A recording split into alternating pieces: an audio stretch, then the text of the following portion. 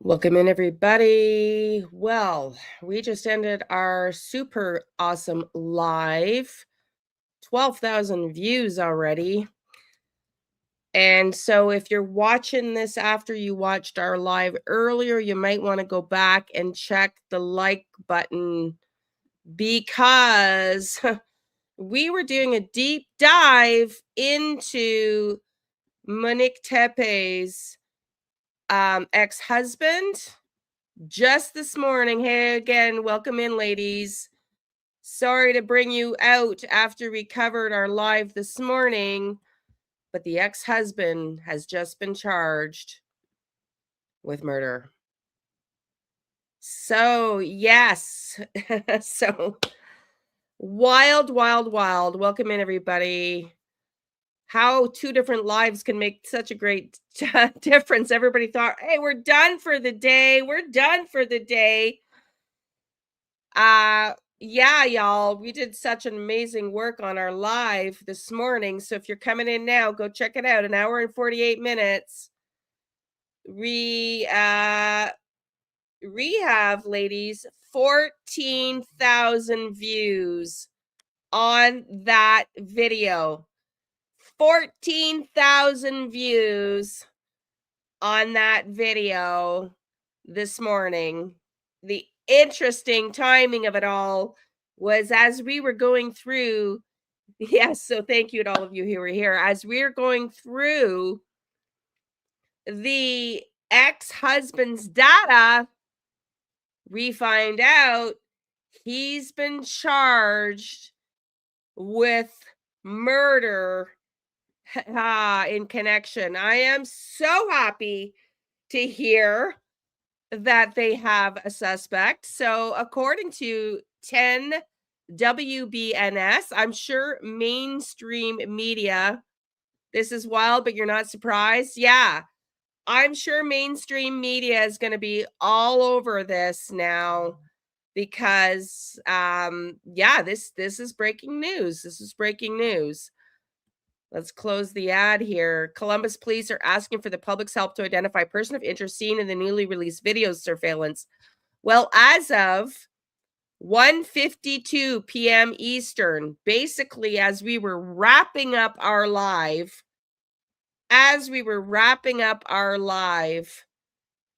we started at 11. It ran for what, 2 hours?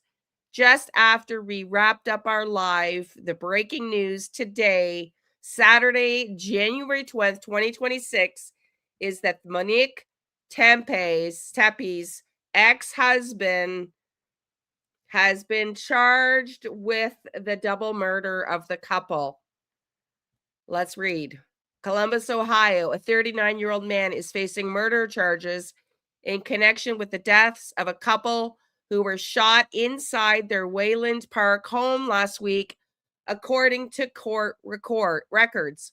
According to Franklin County Municipal Court records, Michael McKee is charged with 2 counts of murder in the deaths of 37-year-old Spencer Tepe and 39-year-old Monique Tepe.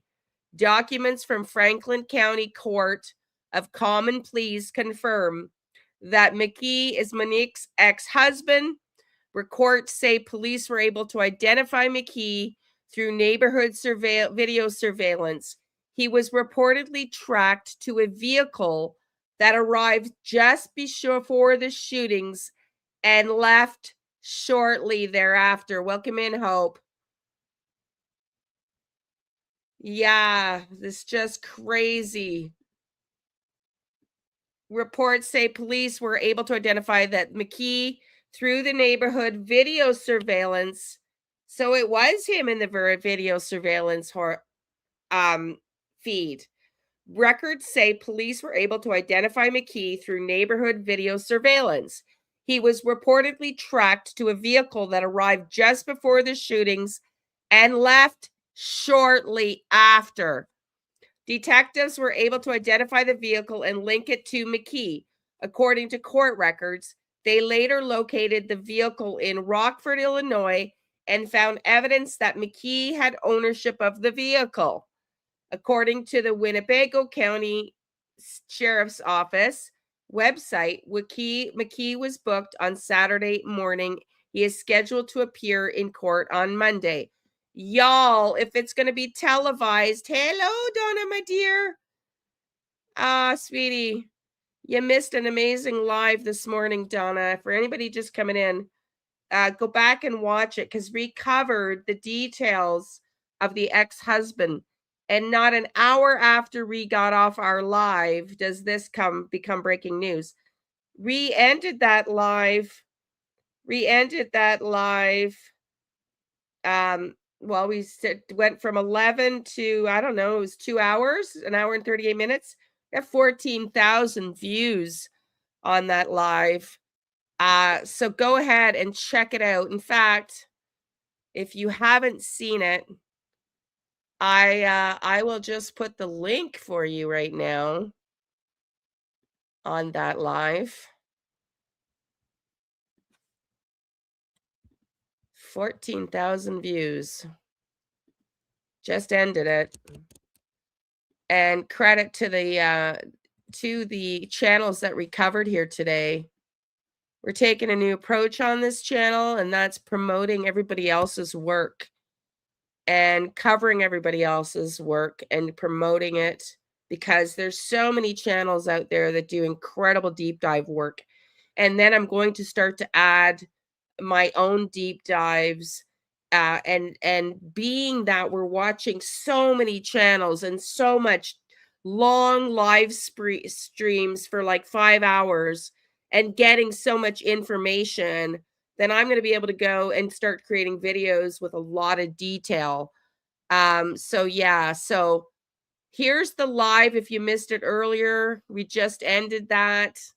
And well, let me just check how long it was. I can't remember. Let me check how long that video was. I think it's an hour and 38 minutes, and there's 14,000 views. Welcome in, nurse. So yes, breaking news here. It's already, just in case, love and light. Okay, Marie, are you here in the chat, honey? Just getting your email. Just getting your email. Oh, yeah. So we are covering, I don't think Marie's here because she's sending me an email about what we're talking about. Marie's another mod. Thank you for joining us, everybody. Yeah, well, at some point in time, because she must have given it to him, or maybe he knocked on the door and they let him in, guys. Maybe he knocked on the door and they let him in. We did report here yesterday, and I'm going to go back to the beginning of this article as more people come in here. We did report yesterday, although it was not verified, that Donna sent me the link, that there was a report from a neighbor that the Tepe couple, Monique and Spencer, were having a conversation that night, the night of their murders, outside, thank you, Bootsy, outside their home for about a half an hour. Now, we didn't report it more than once because, you just got to be careful when there's a one report. It's not fact yet. It's just, potentially an issue. So I'd be really curious to hear, now that there's an arrest, if we get a confirmation on that this ex-husband, who has now been charged with the murders, this is breaking news, of Monique and Spencer Tepe. It's so sad. It's so sad. But I'm so happy to hear that there's an arrest, and everybody's innocent until proven guilty in a court of law. Of course, we have to say that. But it's not very often that we hear in the true crime community of somebody being charged and then released. I mean, it happens, but not often. And it sounds like, I'm going to start to read this article again. Everybody, please do the thumbs up. It so helps us. We're trying to grow this channel, and I'm trying to help other creators as well by doing long streams of various topics every day here. You can listen at work, And yes, now there'll be justice. Exactly, Wendy. And then I'm going to start doing my own deep dives. But by being able to cover so many different points of view this week in the Tepe case, I feel like we know a lot here, on this channel from having done that. And I want to continue to do that. And then we're going to always cover missing kids cases. So we're going to keep our lives starting at 11 till 2 or 3, Monday through Friday. Again, this morning I did a shorter one. But like we did in the cases that are top of mind, because it's really cool at the beginning to get all the insight. Not a cool situation, but if you're a true crime junkie, like I know you are, like I am, we like all the deets, right? We like all the deets. And this morning we were showing rather, Plunder and Truth and Transparency's deep dives. Go check out our live this morning. You're welcome, Wendy. And we were showing their brilliant work. In fact, I'm going to go back and put links to their websites in the description. We give them full credit whenever we're showing in other channels amazing content. And please go subscribe to those channels if you haven't already. And of course, subscribe here if you're new. But yeah, so we were just talking about the ex-husband. And don't we get off our live stream that's got 14,000 views only to learn this breaking news that he's been charged and is in custody. Let's go through the article. Again, this is January 10th, Saturday, January 10th. It is currently 2:20 p.m. Eastern, and this article broke news at 1:52 p.m. Eastern today, January 10th, 2026. Ex-husband charged with the murder in connection to the deaths of the Wyland Park couple. According to Franklin County Municipal Court records, Michael McKee, is charged with 2 counts of murder in the deaths of Spencer and Monique Tepe. Columbus, Ohio, a 39-year-old man is facing murder charges in connection with the deaths of a couple who were shot inside their Wyland Park home last week, according to court records. According to Franklin County Municipal Court records, Michael McKee is charged with 2 counts of murder in the deaths of 37-year-old Spencer Tepe and 39-year-old Monique Tepe. Documents from the Franklin County Court of Common Pleas confirm that McKee is Monique's ex-husband. Records say police were able to identify McKee through neighborhood video surveillance. He was reportedly tracked to a vehicle that arrived just before the shootings and left shortly after. Y'all, I wonder if that's the video they showed us. Is that the video they showed us? I'm sure. Detectives were able to identify, well, I can't say I'm sure. I assume, maybe, perhaps. Detectives were able to identify the vehicle and link it to McKee. According to court records, they later located the vehicle in Rockford, Illinois, and found evidence that McKee had ownership of the vehicle.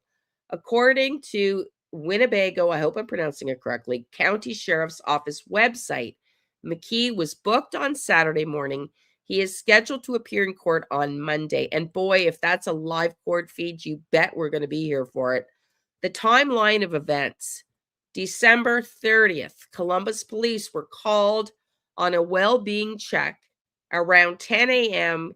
in the 400 block of North 4th Street after co-workers and friends reported they had not heard from the couple. Officers later found Spencer and Monique dead inside the residence.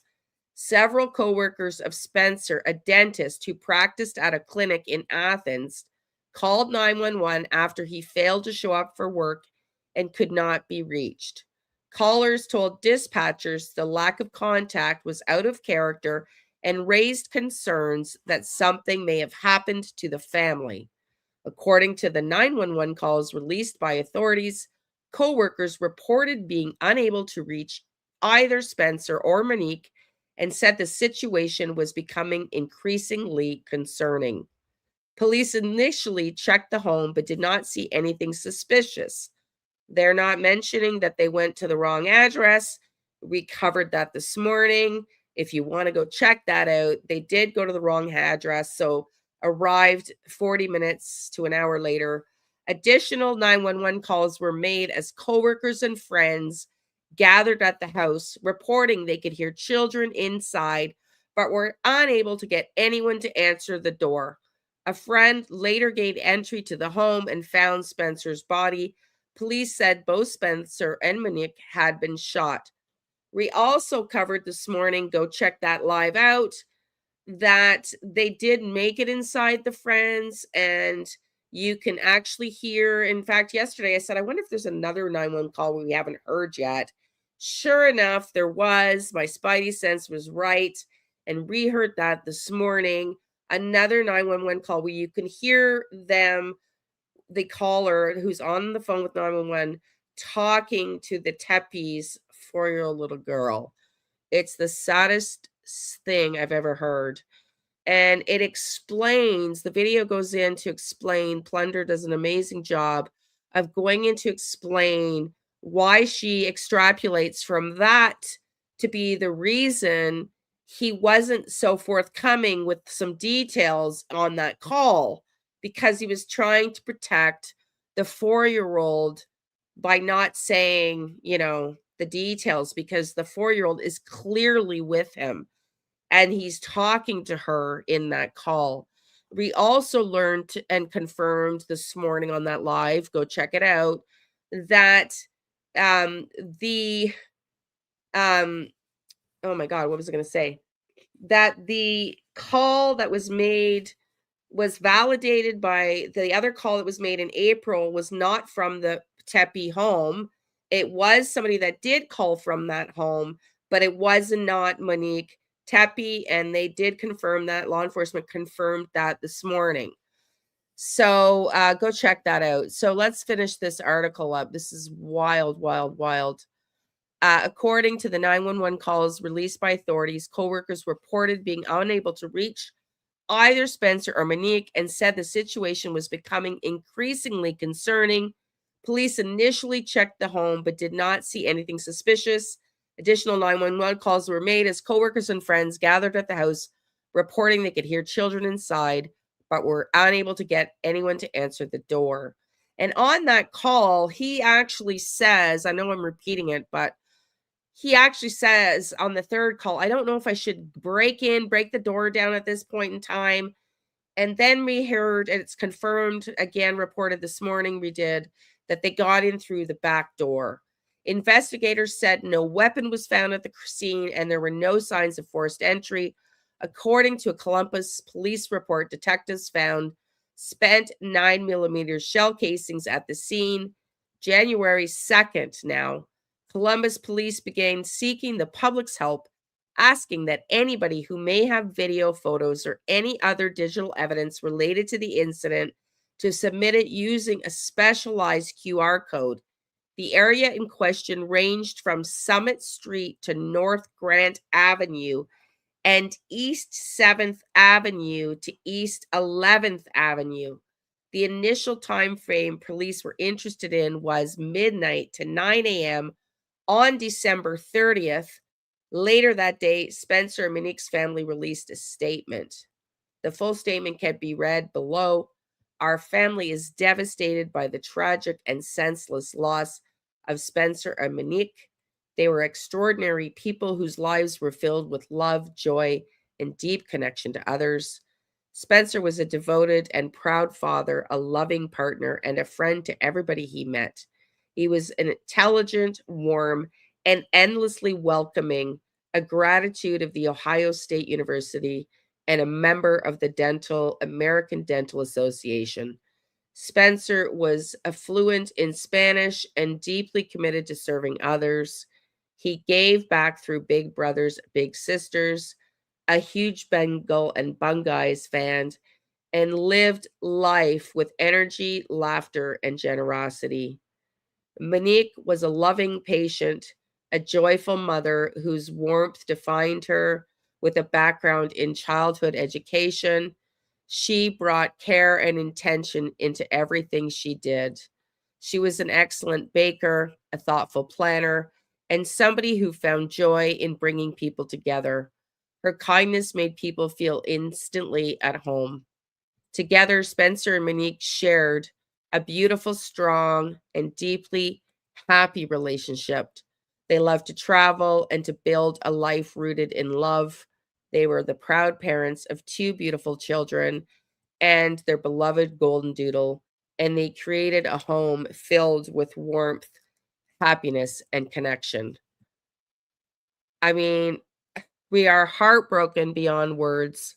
While no outcome can ever undo this loss, our family is committed to seeing this tragedy fully and fairly brought to justice and to honoring Spencer and Monique by protecting the future of the children they loved so deeply. I mean, how tragic is that? Yeah, it's heartbreaking. It's absolutely heartbreaking. You're wondering now if the friends at work knew something. Well, when I was gonna say it, it is so sad, Wendy. I was gonna say it earlier. I was gonna mention the fact that in Plunder's video, she was addressing that they had gone back, and we don't know why, but there had been additions in 2026. And I'm so interested to hear what those additions, or not in 2026, rather in 2025, were to the divorce case, because something new must have just been added to that, right? It's such a horrible loss for sure. Very sad case, says Marie. It breaks my heart to know the sweet children. Yeah, I know, honey. I know. You know what? I just realized I'm only streaming one. Hang on, let me make sure I'm streaming both. Hang on, because I can only see, no, I got them both up. Okay, I got them both now, I think. Okay, so anyway, it is a very sad, yes, that's what's up. It's just a horrible loss. It's sad. It's very, very sad. Yeah, it breaks my heart for the babies, absolutely. January 5th, police released a video of a person of interest in the case. They said the individual was walking in an alley near Spencer Monique's home between 2 and 5 a.m., which narrowed their timeline in question.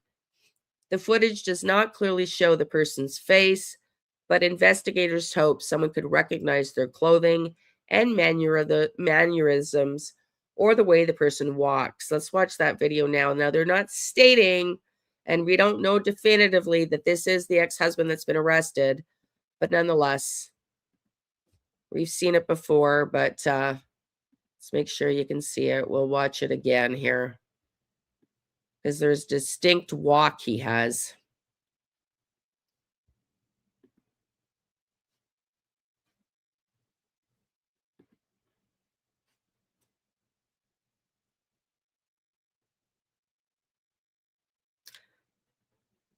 Well, it's even sadder now when you realize that likely, because as we reported again this morning, and of course he's innocent until proven guilty.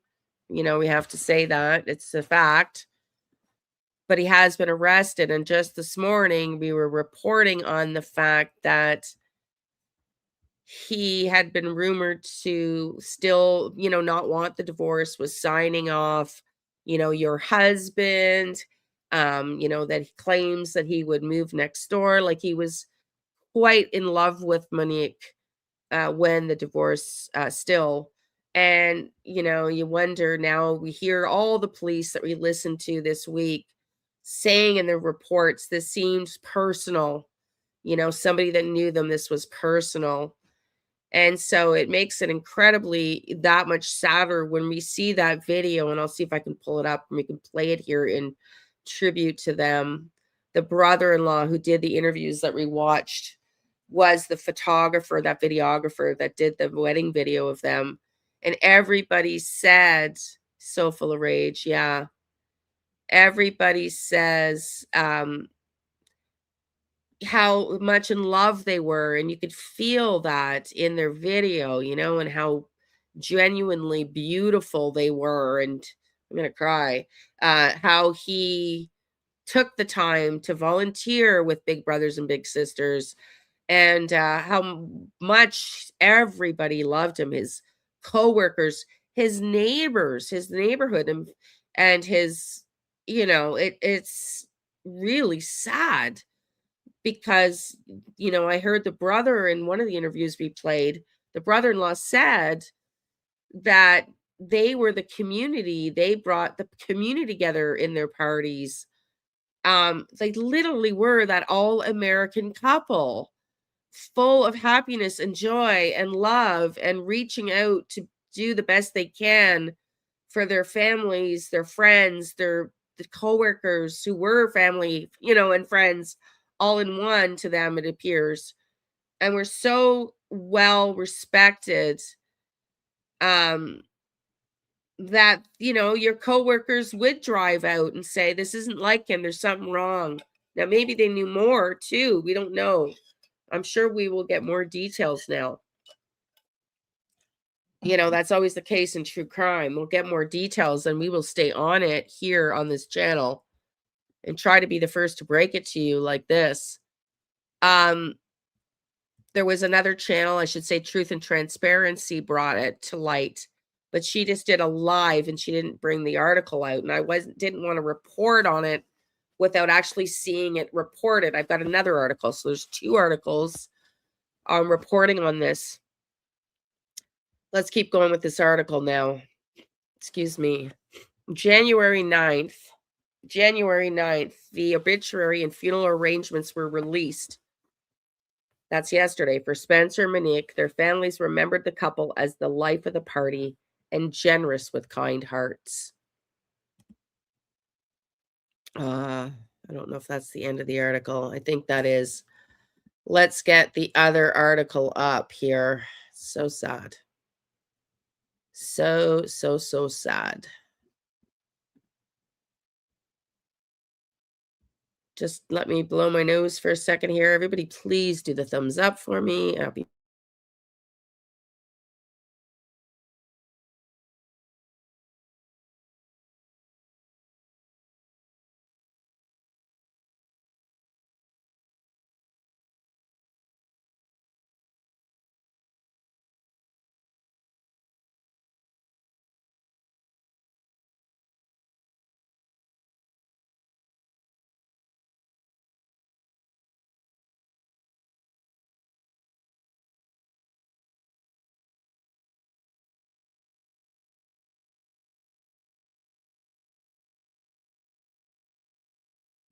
okay, everybody. Thank you for your patience. You know, I almost said something, but I was so tired at the end of that live this morning. But I did. I wanted to say, like, should have said it, but I didn't. But it's so curious now in hindsight when it was recorded by Plunder, you know, at, well, both channels. I think we've said it, we've heard it that before this week that the divorce documents had been reopened. And, you know, they divorced officially in 2017 and then they were reopened and in 2025, and it really makes one wonder what, you know, why, what's in that, you know? Marie says, now we know why all the coworkers and friends were so concerned. They knew about this man's behavior, in my opinion. Yeah, absolutely. You know what? And yeah, and maybe there is something to that document that was added. I don't know. I don't know. I don't have access to them. So it's just interesting now. Of course, the police would have known that, right? Police would have known that. Oh man, I'm curious to also learn whether or not that is him on the video. I'm making the assumption, but we really can't say for sure. Let's watch this video here. rewatched this again this morning, or just a minute ago, rather. Let's watch it again.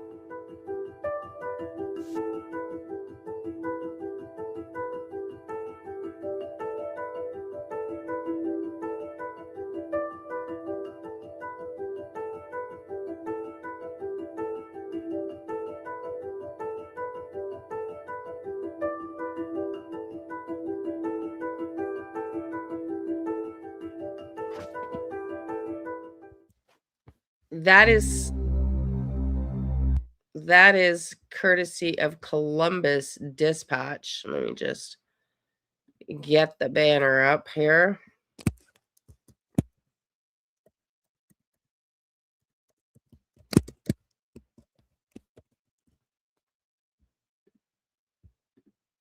Okay. So this reads, this article, the ex-husband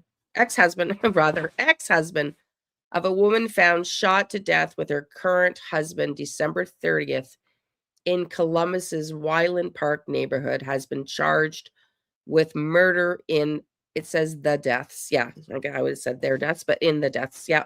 Michael David McKee, 39 of Chicago, faces 2 counts of murder, according to Franklin County Municipal Court documents. Oh, and by the way, this was just released today, Saturday, January 10th at 2:36 p.m. Eastern. It's 2:39 p.m. now.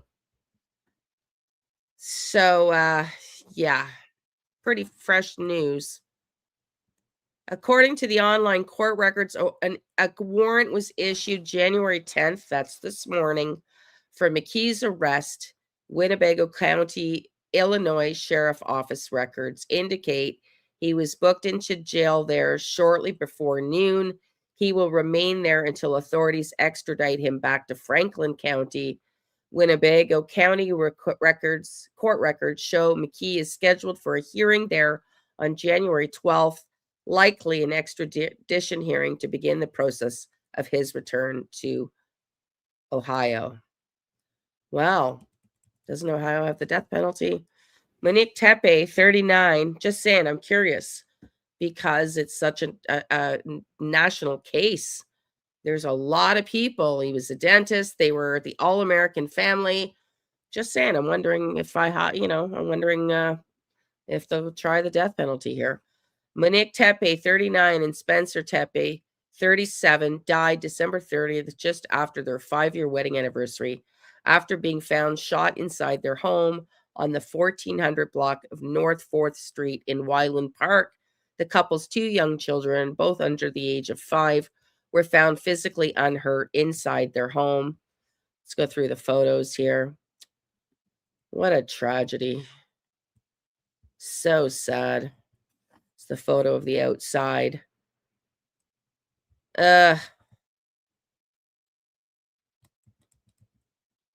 There's the shot, the aerial. It's their corner house right here. And the video of the man walking is the alleyway here. And we did report this week, Gray Hughes Investigates did a video where you come to, it appears, well, Gray's assuming that he doesn't walk here through this patch of grass. He's assuming in his video that he comes down from the road and he comes in the alleyway behind, and then he jumps the fence and comes in through the back door, which also makes, now I'm just putting 2 together in this morning's report. We showed, oh God, I'm getting them confused. Was it this morning? Maybe it was yesterday's. We showed that there was, we heard, rather, it was confirmed that it was this morning, that they got in, the friends got in, and it was through the back door. So now this makes complete sense. If he came in, jumped the fence, hypothetically, we don't know for sure that this video is the ex-husband, but if he went through the back door and then he left, maybe through the front door or again through the back door, and the door didn't lock, like it didn't automatically lock because he didn't press it or whatnot. Maybe it was unlocked when they got there, or of course, maybe they had the code. They also had the code and got in that way.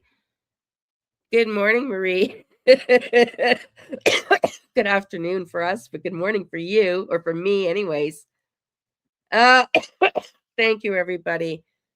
Yeah, so go watch this morning's live to anybody new. Around 15,000 views on it now. So excited. Taking a new direction on this channel. And yeah, 15,000. We just ended it at like 12, just before 1 o'clock Eastern, 2.5 hours, 3 hours ago. Because we covered this information about the ex-husband. So we're still going to cover missing kids cases. We're still covering Jack and Lily. We're going through a review. And as the channel grows, I'm going to go back and add Sebastian. But for those that weren't here for our lives this week, I'm doing 11 to 3 p.m. Every day, the top cases of the day. So this week we did Tepe and Reiner.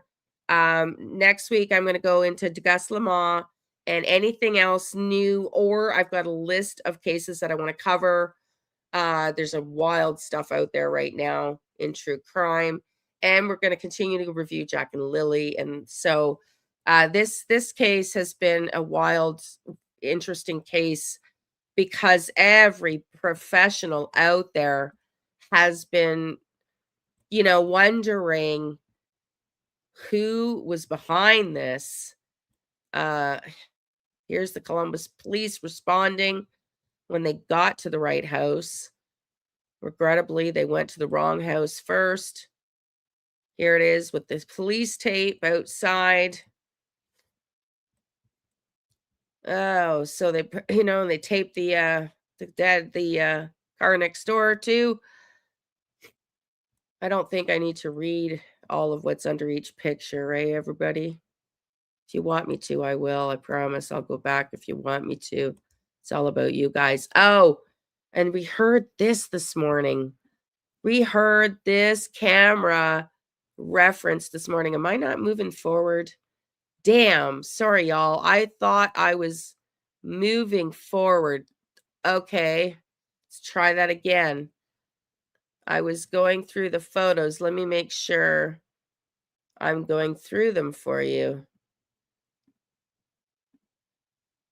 Because we heard this morning, I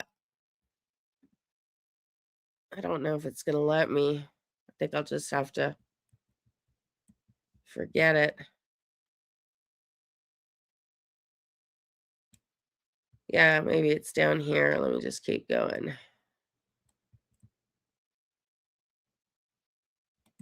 I think it's this. What did that one say?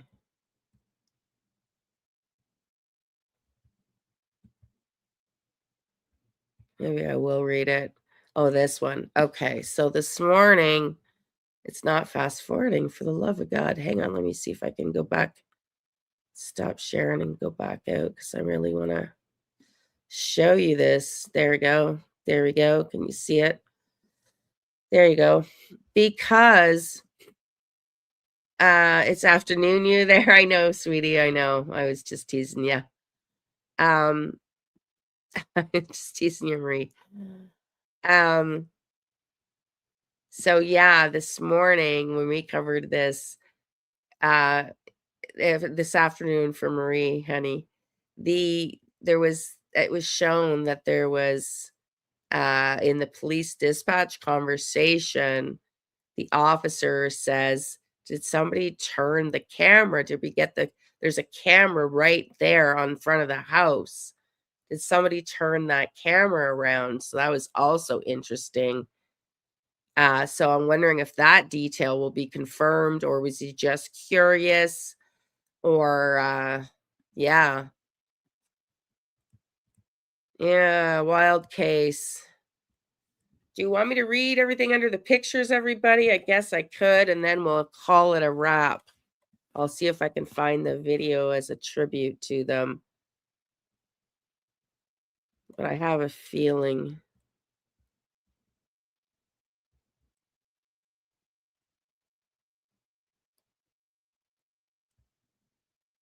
Oh, so sad, everybody. I'm not sure. I think that might be, I haven't got to the bottom yet. I think that's how the article is actually written. So sad, everybody. I'm just thinking of those two kids, man. I'm really happy to hear that the uncle said that as far as he knew so far. Yeah, that article is just the written under each of the photos. Sorry, everybody. Duh. I can blame it on my cold today, can't I? I've just not seen one like that before. Okay. So sad. Let me take a sip of water. A postman walks January 2nd past the home where the Columbus police found MONIQUE Tepe, 39, and Spencer Tepe, 37, dead at their residence on December 30th, 2025.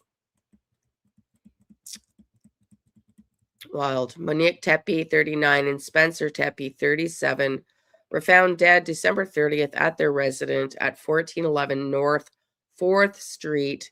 They lived in the second house from the coroner in the drone image. The cross street is E8 Avenue. This is according to the Dorel Chenoweth Columbus Dispatch. The Columbus Dispatch. The Columbus police responded to 1411 North Street, right, where they found MONIQUE Tepe, 39, and Spencer Tepe, 37, at the residence. Spencer had been shot multiple times, according to a radio run long obtained via a public records request. Police found 2 young children at the home. A Columbus police spokesman said December 30th that there were no indications a murder-suicide had occurred, but could not provide further details. Columbus police responded to 411 North 4th Street, where they found MONIQUE Tepe. That's the same text.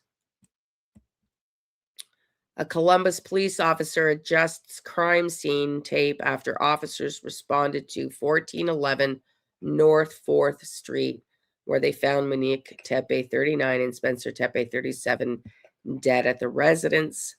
Spencer had been shot multiple times, according to a radio run log obtained via a police records request. Police found 2 young children at the home. A Columbus police spokesman said December 30th, there were no indications of a murder-suicide that occurred, but could not provide further details. And this is the same text. So this really, MONIQUE and Spencer Tepe were found dead December 30th, 2025 in Columbus, Ohio. The couple's 2 young children were physically unharmed inside the home along with their dog.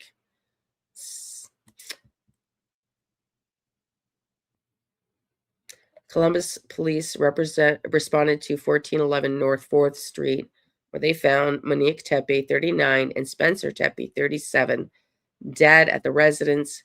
These police cameras are located about 150 feet from home. Spencer had been shot multiple times, according to a radio run log obtained via a public records request. Police found 2 young children at the home. A Columbus police spokesman said December 30th. There was no indicators a murder-suicide had occurred, but could not provide further details. Columbus Dispatch reporter Shahid McGann uses his phone to record the distance between the pole-mounted cameras and the victim's home. After Columbus police responded to 1411 North 4th Street, where they found MONIQUE Tepe, 39, and Spencer Tepe, 37, dead at the residence. Spencer had been shot multiple times. I'm not going to keep reading the same. They're just putting the same text pretty much that we've already read here. Well, everybody, let's see if I can find. That is so sad. That is so sad. I just want to see if I can find. the tribute to them video.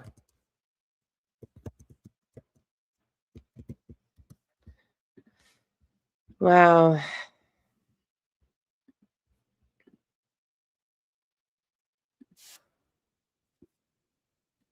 Hang on, I just